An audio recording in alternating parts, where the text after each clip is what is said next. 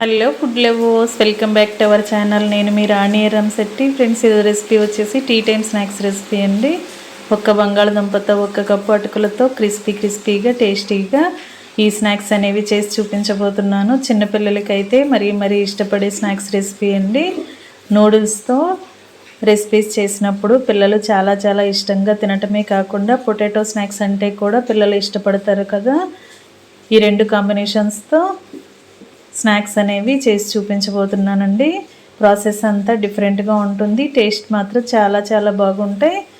ఇంట్లో అందరికీ కూడా ఈ రెసిపీ బాగా నచ్చుద్దండి. ఆ ప్రాసెస్ అంతా చూద్దాం. వీడియోని ఫస్ట్ నుంచి లాస్ట్ వరకు స్కిప్ చేయకుండా చూడండి. ఛానల్ని ఫస్ట్ టైం వాచ్ చేస్తున్న వారు సబ్స్క్రైబ్ చేసుకుని పక్కనే ఉన్న బెల్ బటన్ క్లిక్ చేయండి. ఇక ప్రాసెస్లోకి వెళ్ళిపోదాం. ఒక గిన్నెను తీసుకుని దానిలోకి ఒక కప్పు నిండుగా అటుకులు తీసుకుని వేసుకోండి. ఏదైనా బౌల్తో కానీ గిన్నెతో కానీ ఇలా తీసుకుని ఎక్కువగా వాటర్ పోసి చేత్తో బాగా కడగండి. అటుకుల్లో ఇసుక అనేది డస్ట్ అనేది ఉంటుందండి. 2-3 సార్లు బాగా ఎక్కువ వాటర్ పోసి బాగా కడిగిన తర్వాత వాటర్ అన్నీ తీసేసి అటుకుల్లో 2 టేబుల్ స్పూన్లు వాటర్ పోసి గిన్నెకు మూత పెట్టి 10 నిమిషాలు పక్కన పెట్టండి. వాటర్ అనేవి ఎక్కువగా పోయొద్దండి. నేను చూపించిన విధంగా 2 టేబుల్ స్పూన్లు మాత్రమే యాడ్ చేసి అటుకులన్నీ కూడా వాటర్లోకి సర్దుకుని గిన్నెకు మూత పెట్టి గిన్నె పక్కన పెట్టి 10 నిమిషాల వరకు కూడా పక్కన పెట్టుకోండి. 10 నిమిషాల తర్వాత చూద్దాం. ఈ లోపుగా నెక్స్ట్ ప్రాసెస్ అనేది చూద్దాం. నూడిల్స్ ప్యాకెట్స్ తీసుకోండి. ఇలా చిన్న ప్యాకెట్స్ అయితే 2 తీసుకోండి. పెద్ద ప్యాకెట్ అయితే ఒకటైనా సరిపోతుందండి. మ్యాగీ నూడిల్స్ కానీ హిప్పీ నూడిల్స్ కానీ మీకు ఏవి నచ్చితే వాటిని తీసుకుని క్రష్ చేసుకోండి. వీటిని చిన్న ముక్కలుగా క్రష్ చేసుకుని మనం రెసిపీకి వాడబోతున్నాం. ఫ్రెండ్స్, నూడిల్స్ అంటే పిల్లలకి చాలా నచ్చుతాయి కదా. నూడిల్స్తో రెసిపీస్ అయితే మరి కొంచెం ఇష్టపడతారు. స్నాక్స్ అయితే చాలా ఇష్టంగా ఎంజాయ్ చేస్తూ తింటారు. ఈ రెసిపీ ఖచ్చితంగా ట్రై చేయండి. ఇలా నూడిల్స్ అన్నీ కూడా చిన్న ముక్కలుగా క్రష్ చేసుకుని అన్నీ కూడా ఒక ప్లేట్లోకి తీసుకోండి. మ్యాగీ మసాలా ప్యాకెట్స్ పక్కన పెట్టుకుని నూడిల్స్ అన్నీ కూడా చిన్న ముక్కలుగా క్రష్ చేసుకుని వేసుకోండి.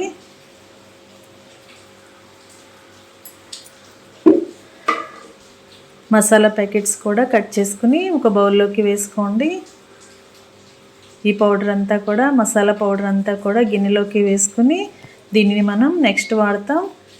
ప్రాసెస్ అంతా డిఫరెంట్గా ఉంటుంది. వీడియో స్కిప్ చేయకుండా చూసినట్లయితే ఇంగ్రీడియంట్స్ అన్నీ కూడా క్లియర్గా అర్థమవుతాయండి. మసాలా పౌడర్ అంతా కూడా బౌల్లోకి వేసుకున్నాం కదా.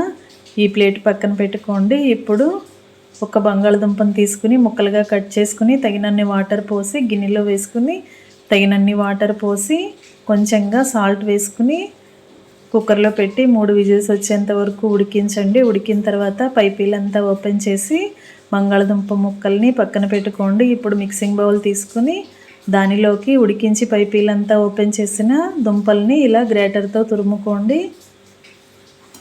1 కప్పు అటుకులు తీసుకున్నాం కదా, 1 బంగాళదుంప అయితే కరెక్ట్గా సరిపోతుందండి.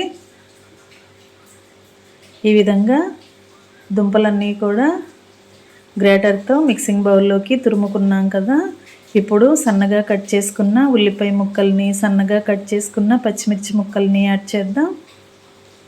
1 అరకప్పు వరకు ఉల్లిపాయ ముక్కలు, 2-3 టేబుల్ స్పూన్లు పచ్చిమిర్చి ముక్కలు వేసుకుని సన్నగా కట్ చేసుకుని పెట్టుకున్న కొత్తిమీరని కరివేపాకుని కూడా యాడ్ చేసి టేస్ట్కి సరిపడా సాల్ట్ వేసుకుని మీ ఘాటుకి తగ్గట్టుగా కారాన్ని యాడ్ చేసి 1/2 టీ స్పూన్ ధనియాల పొడి, 1/4 టీ స్పూన్ జీలకర్ర పొడి వేసుకుని 1 టేబుల్ స్పూన్ వరకు మైదా పిండిని వేసుకుని 1 టేబుల్ స్పూన్ వరకు పొడి బియ్యం పిండిని వేసుకోండి. ఇప్పుడు కట్ చేసి పౌడర్ అంతా కూడా గిన్నెలోకి వేసుకున్న మ్యాగీ మసాలా పౌడర్ అంతా కూడా మిక్సింగ్ బౌల్లోకి వేసుకోండి.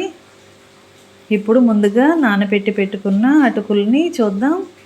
అటుకులన్నీ కూడా వాటర్ని బాగా పీల్చుకుని ఇలా సాఫ్ట్గా వచ్చేయండి.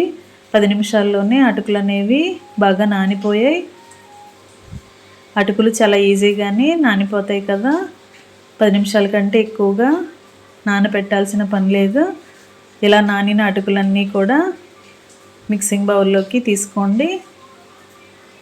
ఇప్పుడు మనం వేసిన ఇంగ్రీడియంట్స్ అన్నీ కూడా అటుకులకి పట్టేంత వరకు చేత్తో బాగా పిండిని బాగా కలపండి.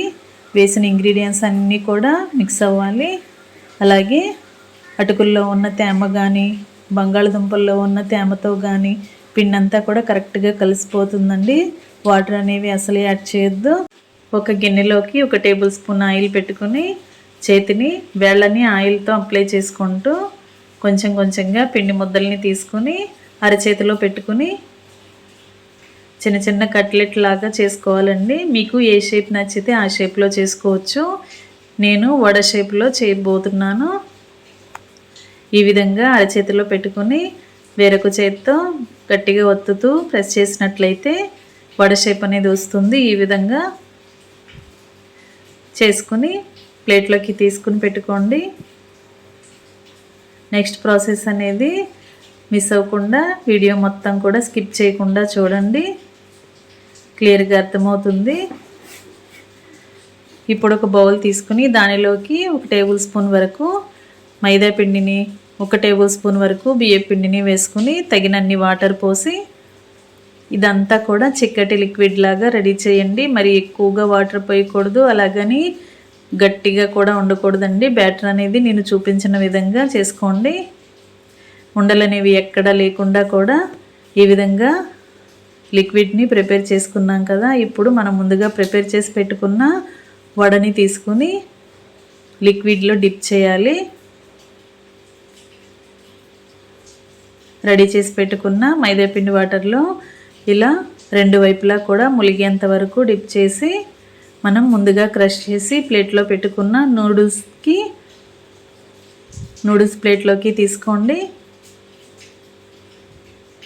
ఈ కట్లెట్ని నూడిల్స్ పైన పెట్టుకుని మొత్తం అంతా కూడా అప్లై చేసుకోవాలండి. ఇలా అంటించాలి.